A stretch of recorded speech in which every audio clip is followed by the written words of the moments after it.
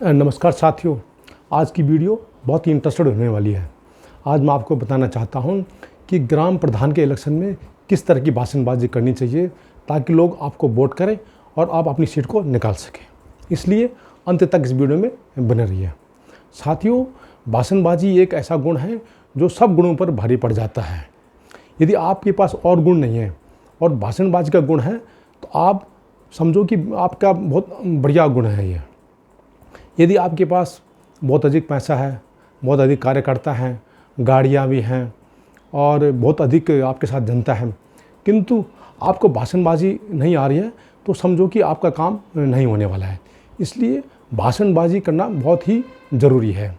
यदि आपको संसाधनों की कमी है और किंतु आप भाषणबाजी में एक्सपर्ट हैं तो आप सीट को निकाल सकते हैं और कंपटीशन कर सकते हैं। सबसे बड़ी बात यह है कि भाषणबाजी है वो जन्मजात गुण नहीं है, इसे सीखा जा सकता है और अभ्यास के द्वारा, प्रैक्टिस के द्वारा इसे और निखारा जा सकता है।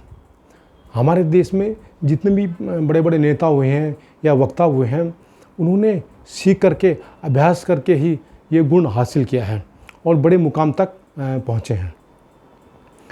एक सर्वे के अनुसार जब लोगों से पूछा गया कि भाषणबाजी में क्या क्या चीज़ें बहुत ही ज़रूरी हैं और उस पर वोटिंग की गई, तो लगभग 38% लोगों ने बोला कि भाषणबाजी के दौरान जो वक्ता की है वो आवाज़ बिल्कुल साफ़ सुथरी होनी चाहिए और ताकि लोगों तक सुनाई दे। लगभग 44% लोगों ने बोला कि जो मंच से जो नेता के या वक्ता के हाव भाव भी होने चाहिए ताकि लोगों का उसके ऊपर ध्यान जा सके, उसकी तरफ अट्रैक्शन जा सके। और सिर्फ लगभग 8% लोगों का कहना था कि कंटेंट है वो भी एक महत्वपूर्ण भूमिका निभाता है, परंतु सिर्फ 8% लोगों ने कहा कि कंटेंट होना भी ज़रूरी है। इसका मतलब ये है कि जब इन तीनों तत्वों का समावेश होगा तभी एक अच्छा भाषण हो सकता है। तो जितने भी लोगों ने, जैसे कि मान लो कि आपने बहुत अच्छा आपका कंटेंट है, आपका जो मंच से डायरेक्शन भी बहुत अच्छा है या आपका भाव भंगिमा भी बहुत अच्छी है, परंतु आपकी आवाज़ साफ़ सुथरी नहीं है और लोगों तक नहीं पहुंच रही है या आपका उच्चारण ठीक नहीं है, आपके जो लफ्ज़ हैं वो साफ़ सुथरे नहीं हैं, तो भी वो अच्छा भाषण नहीं माना जाएगा। यदि आपका उच्चारण सही है, आवाज़ भी ठीक ठाक है, कंटेंट भी बहुत अच्छा है, परंतु आपके जो मंच में हाव भाव ठीक नहीं है तो वो भी अच्छा भाषण नहीं माना जाएगा। इसीलिए इन तीनों का भाषण होना बहुत ही ज़रूरी है। आपने देखा होगा कि कई जो नेता हैं या कई लोग हैं वो मंच पर घूमते रहते हैं या चलते रहते हैं। जैसे कि आपने नोटिस किया होगा, जो वेस्ट बंगाल की चीफ मिनिस्टर हैं ममता बनर्जी, वो जब भी भाषण करती हैं तो वो मंच पर टहलती रहती हैं। वो इसलिए नहीं टहलती कि उनको आदत है, वो जानबूझकर टहलती हैं ताकि जो जनता का ध्यान उनकी तरफ रहे, वो लगातार उनकी तरफ उनकी जनता की आंखें रहें। इसी प्रकार आपने नोटिस किया होगा कि हमारे पूर्व प्रधानमंत्री अटल बिहारी वाजपेयी थे, वो अपने भाषण के दौरान एकदम रुक जाते थे कम से कम 10 सेकंड तक और फिर नया सेंटेंस बोलते थे, तो लोग उनको ध्यान से देखते रहते आगे क्या बोलने वाले हैं। तो इस तरह से ये जो गुण है वो नेता के पास या वक्ता के पास होना बहुत ज़रूरी है। एक चीज़ और भी है कि जो एक घबराहट होती है, एक मंच की घबराहट होती है लोगों के पास, और ये 85% लोगों के पास ये डर होता है कि मंच में खड़े होने का डर। और ये क्या है, नेचुरल डर होता है। जिस प्रकार कई लोगों को पानी से बहुत डर लगता है, कई लोगों को ऊंचाई से बहुत डर लगता है, पहाड़ में चढ़ने से डर लगता है, इसी प्रकार मंच पे खड़े होने के लिए भी डर होता है।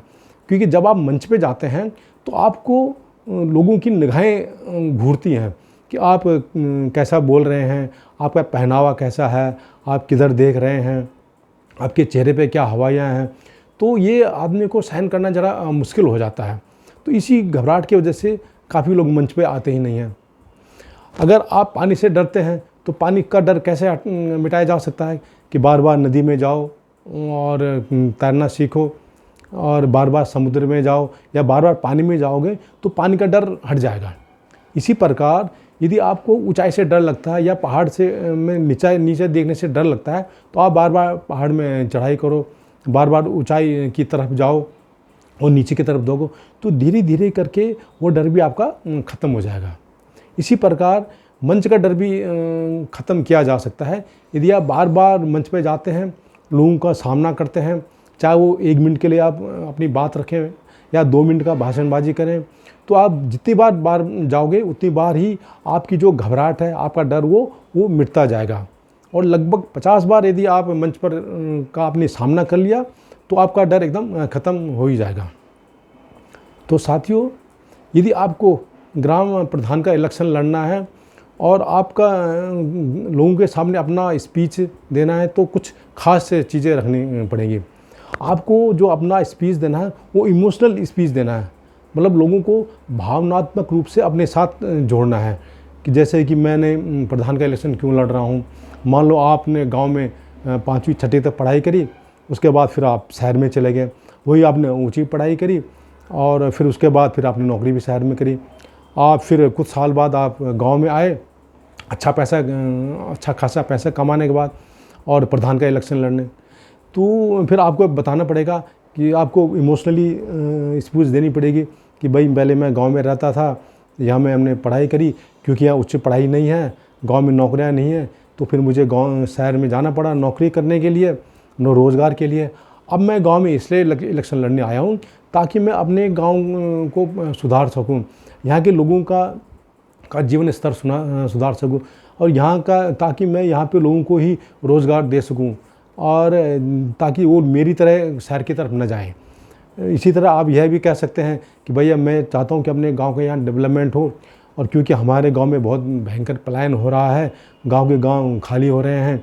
आप एग्जांपल देख सकते हैं कि एक समय हमारे गांव में लगभग 250-300 लोग परिवार रहा करते थे, और लगभग 10-12 यहाँ टीचर रहा करते थे, 6-7 यहाँ पे लोगों की दुकानें थी, तो पूरा गांव भरा हुआ था और सभी लोगों को रोज़गार था, और गांव से कोई भी लोग बाहर नहीं गया हुआ था। परंतु अब 20-30 साल बाद स्थिति ऐसे हो गई है कि गांव का गांव खाली हो गया है, और मुश्किल से अब 40-50 लोग भी नहीं रह गए हैं। तो आप इस तरह कह सकते हैं कि मेरी कोशिश ऐसा है कि गांव पे यहाँ पर लोगों को मैं रोज़गार दिला सकूं, और यहीं ताकि ये लोग यहीं पर रुक सकें और यहीं पे उनकी मैं इनकम बढ़ा सकूं। इसलिए आप मुझे मतलब समर्थन दीजिए ताकि मैं यहाँ का प्रधान का इलेक्शन जीत सकूं। इस तरह से आप लोगों को अपनी बात कह सकते हैं। आपने जो भी भाषण देना है वो बातचीत के लहजे में देना है। जो भाषण ऐसा नहीं होना चाहिए कि फॉर्मल तरीके से, कि आप जैसे बाहर से आए हैं और एक जैसे लीडर देते हैं भाषण, ऐसे नहीं देना। आपने लोगों से बातचीत करनी है, कि बातचीत के माध्यम से अपनी बात रखनी है।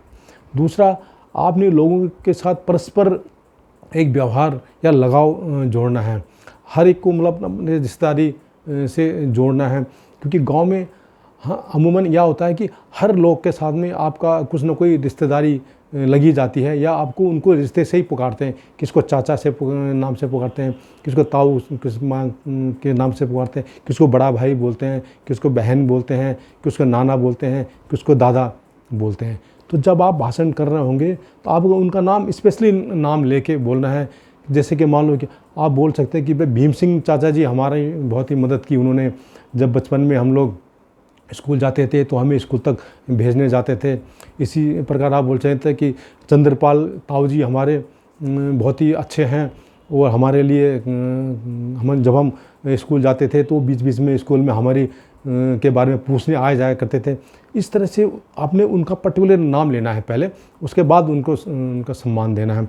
इसी प्रकार आप बोल सकते हैं कि सूबेदार भीम सिंह जी जो हमारे ताऊ जी भी हैं, मुझे याद है कि जब वे गांव में आते थे, अपने फौज से गांव में आते थे, तो हमारे लिए वे पेंसिल, रबड़ और नोटबुक लाते थे ताकि हम पढ़ाई कर सकें।